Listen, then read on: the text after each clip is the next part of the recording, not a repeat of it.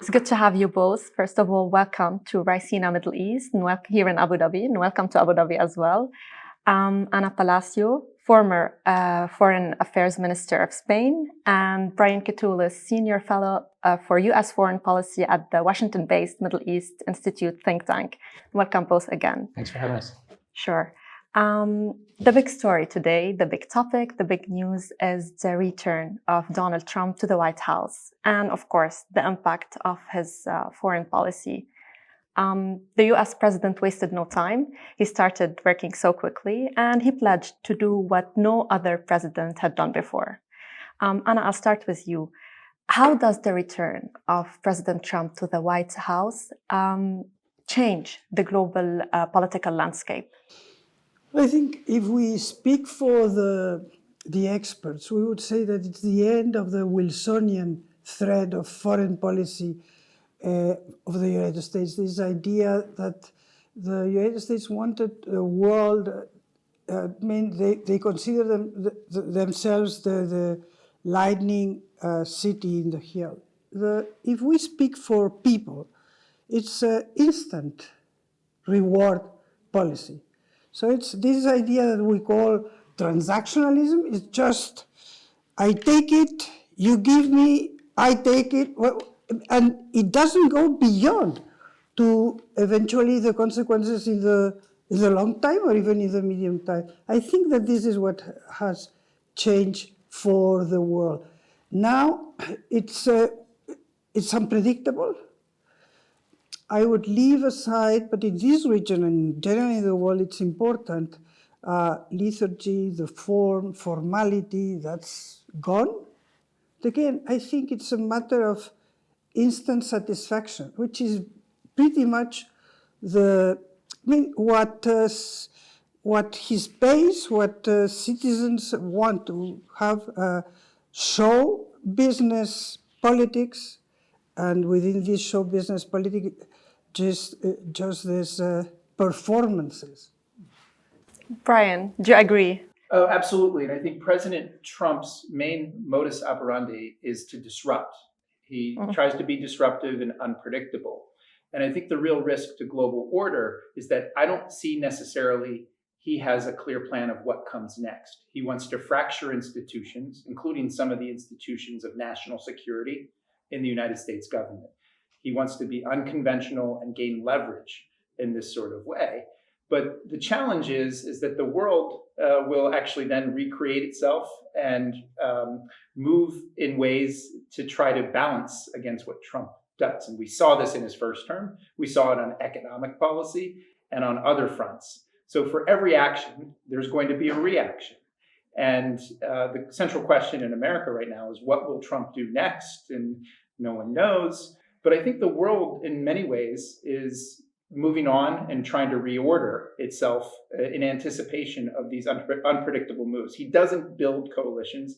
He does not build trust. And I think the problem with the model of simply disrupting is that if it doesn't have a clear alternative plan, if it's based on an economic nationalism and unilateralism, it's only going to get so far in this new global arena. You know, Brian, that's very interesting. And I'd like to, you wanted to add anything? Yeah, no, just that, yes, I fully agree with you. And I think that international relations are based, Mr. Jaishankar said, we have to create friendships.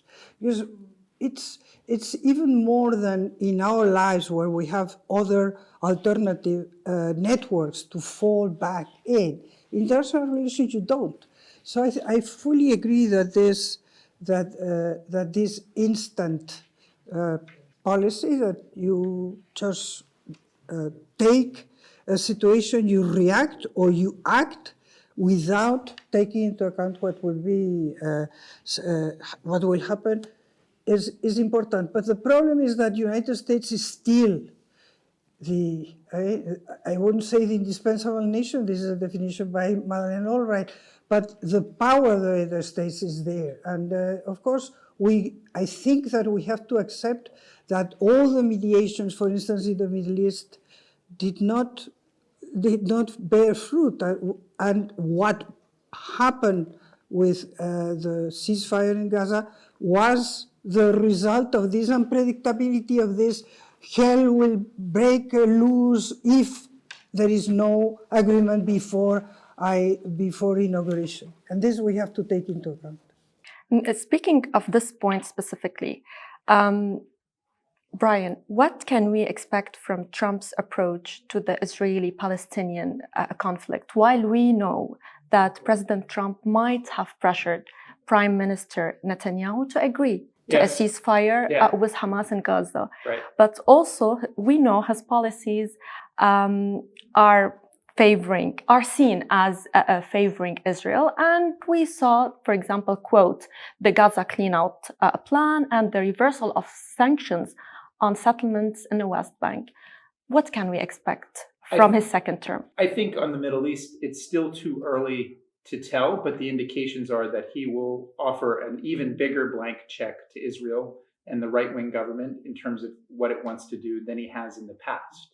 And it's not only those two actions or the statement that he made about clearing Gaza of all Palestinians and having them go to Jordan and Egypt, or the lifting of these very modest sanctions on settlers that the Biden administration has demonstrated. He's appointed Mike Huckabee as his nominee to be ambassador of Israel. Mike Huckabee is a political figure who essentially says there is no two-state solution. Yeah.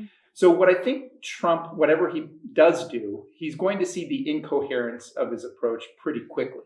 Because if you listen to the Arab world and key Arab partners of the United States, they've been screaming for one main thing, which is a credible pathway to a two-state solution. Yeah. That sort of position is incompatible with the current Israeli government. And in my early read of this new Trump administration, it's incompatible with the team that Trump has so far put into place. So at this stage, I think what we can expect is that Trump will back Israel and its actions, wherever it may be, in Iran and in other places. And that's a pretty dangerous scenario, because if you're not listening to the Arab partners in particular, who are trying to drive positive change, you're probably moving the United States towards a pathway that's a road to nowhere, meaning that he's not going to achieve the thing that he wants most, which is an Israel-Saudi normalization. Seems very difficult for me for him to achieve that aspiration while denying the aspiration of the Palestinian people for basic dignity and sovereignty. Anna, do you think Europe can influence the future or the establishment of a two-state solution?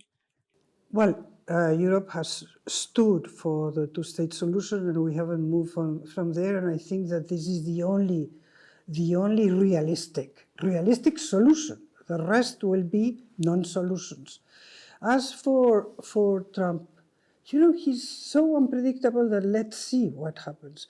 It will depend on how he really values the Arab relationships, and in particular Saudi Arabia. And I think that nothing is written. If Trump was Trump, but with a classical background, I would agree fully with you that this will mean a blank check for Netanyahu. But Trump is not that. Trump is the instant. Tomorrow he may have another priority, and he may, of course, the United States is very difficult that they make a U-turn vis-a-vis Israel, but I'm not sure that we can predict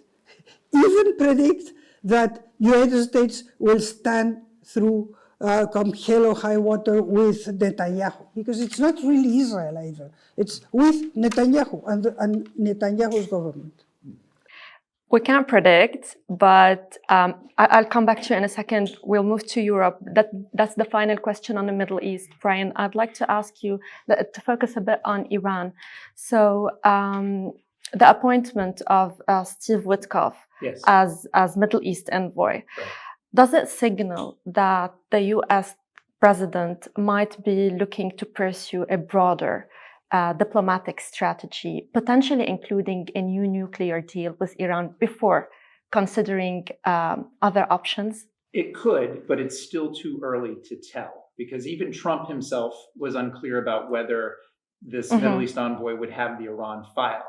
Though Trump in his first few days had said, I'd prefer to solve this issue of the Iran nuclear question peacefully.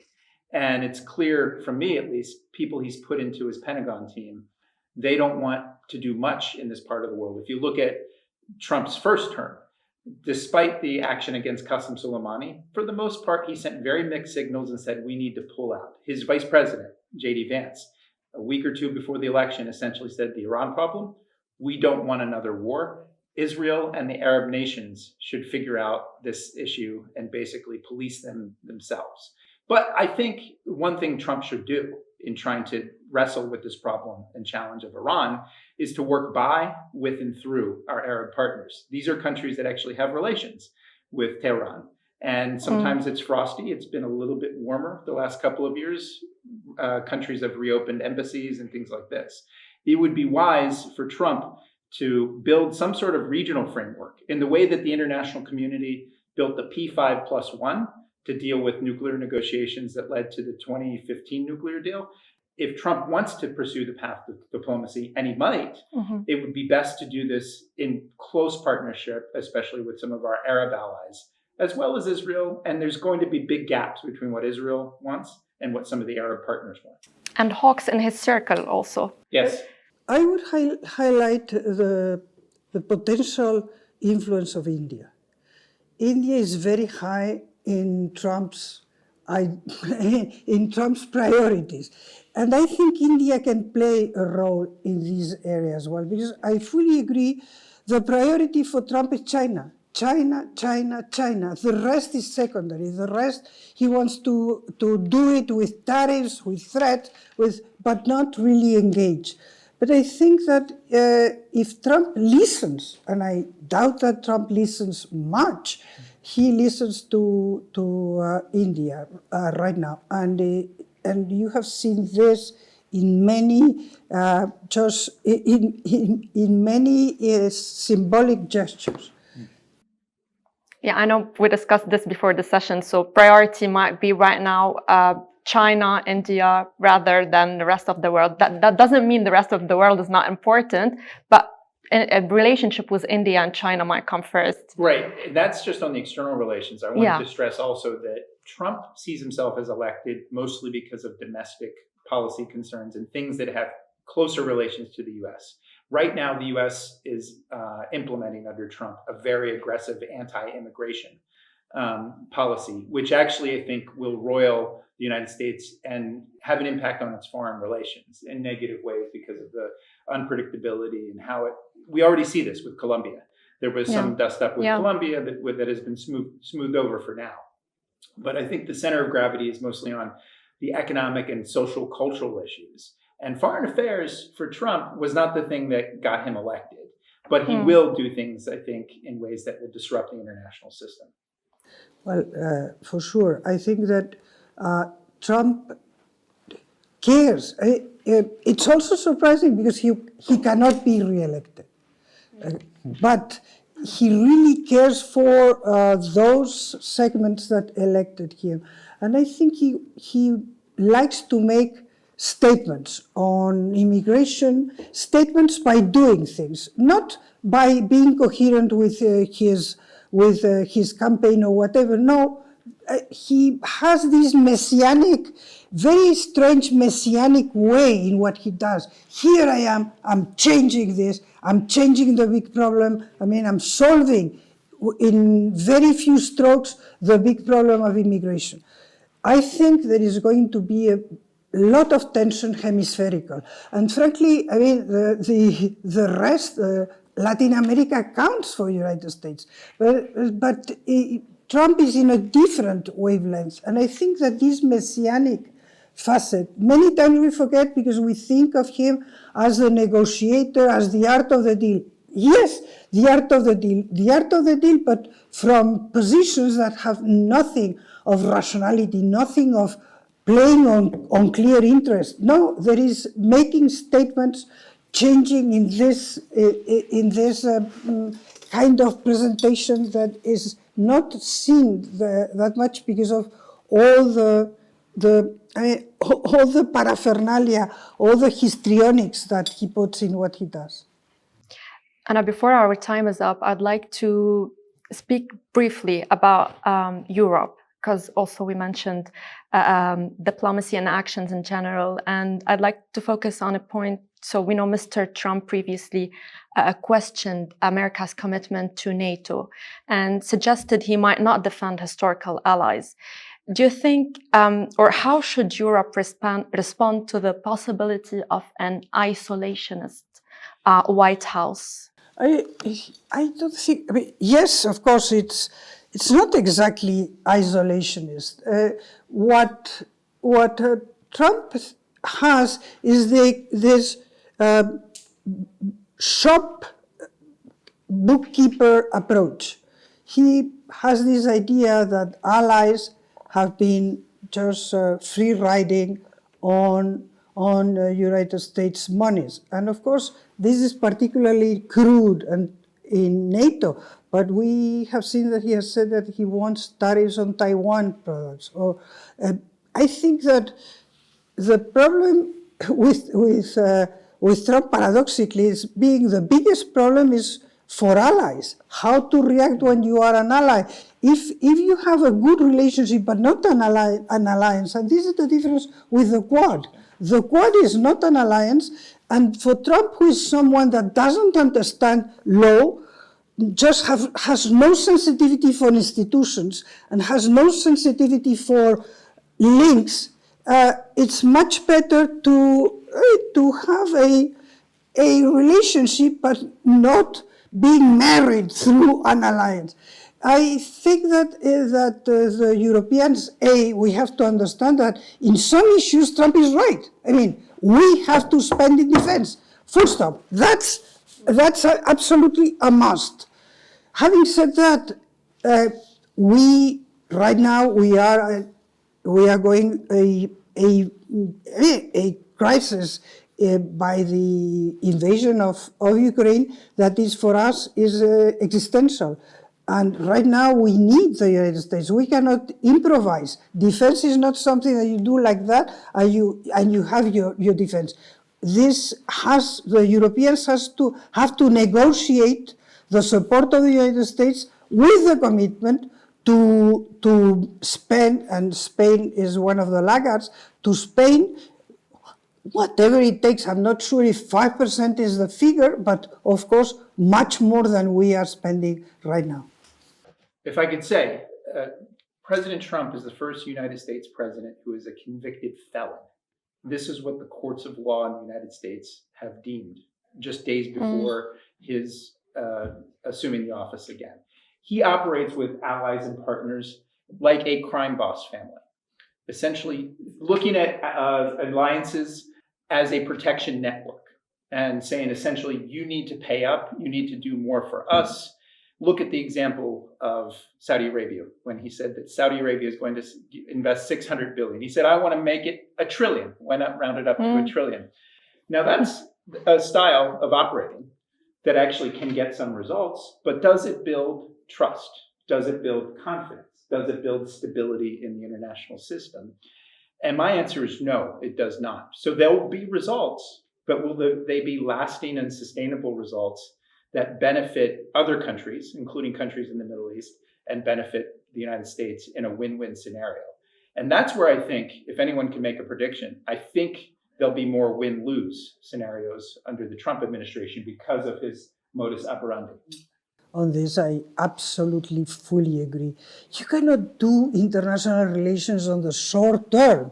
You need the long-term relations. And frankly, going against alliances just jeopardizes the United States projection, because the United States projection is the projection of auctoritas, not just potestas, but auctoritas, because the allies follow. And frankly, this can be, this has even a dollar money. And this is something that the United States is going to realize, that, of course, he's not the only one. He is not the only boss around. And that today, any country has options. Yeah. And it's not just China or the United States, but it's India, it's the Emirates, it's the Gulf. For instance, in Africa, you see it extremely well. And the United States is being put in the back burner because you cannot trust. That was a great conversation. I would like to thank you both for joining this session. Thank you.